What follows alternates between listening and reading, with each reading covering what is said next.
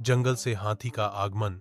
एक छोटे से गांव में रहने वाले लोगों के लिए एक दिन अचानक से जंगल से एक हाथी निकल कर आ गया।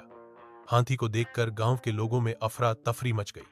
कुछ लोग डर के मारे अपने घरों में छुप गए, जबकि कुछ लोगों ने हाथी को देखने के लिए अपने घरों से बाहर निकल आए। हाथी की गतिविधि। हाथी गांव में घूमने लगा और लोगों के खेतों में घुसकर फसलें नष्ट करने लगा। गांव के लोगों ने हाथी को भगाने की कोशिश की, लेकिन वह नहीं माना।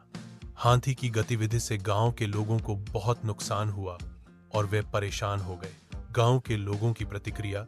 गांव के लोगों ने हाथी को भगाने के लिए कई तरीके अपनाए। उन्होंने ढोल नगाड़े बजाए, पटाखे फोड़े और हाथी पर पत्थर भी फेंके, लेकिन हाथी नहीं माना और गांव में घूमता रहा। हाथी के आगमन का कारण। गांव के लोगों ने सोचा कि हाथी जंगल से क्यों निकला होगा।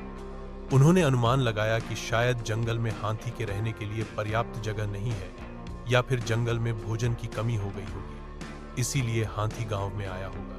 हाथी को समझने की कोशिश। गांव के लोगों ने हाथी को समझने की कोशिश की और उसके साथ शांति से निपटने का फैसला किया। उन्होंने हाथी को भोजन देने की कोशिश की और उसे गांव से बाहर निकालने के लिए एक रास्ता बनाने की कोशिश की। हाथी का जाना। कुछ दिनों के बाद हाथी गांव से चला गया। गांव के लोगों ने राहत की सांस ली और हाथी के जाने के बाद अपने खेतों की देखभाल करने लगे। गांव के लोगों ने सीखा कि हाथी के साथ शांति से निपटने से समस्या का समाधान हो सकता है। निष्कर्ष। हाथी के आगमन से गांव के लोगों को बहुत कुछ सीखने को मिला। उन्होंने सीखा कि जंगल के जानवरों के साथ शांति से निपटने से समस्या का समाधान हो सकता है। गांव के लोगों ने हाथी के प्रति सहानुभूति दिखाई और उसके साथ शांति से निपटने की कोशिश की।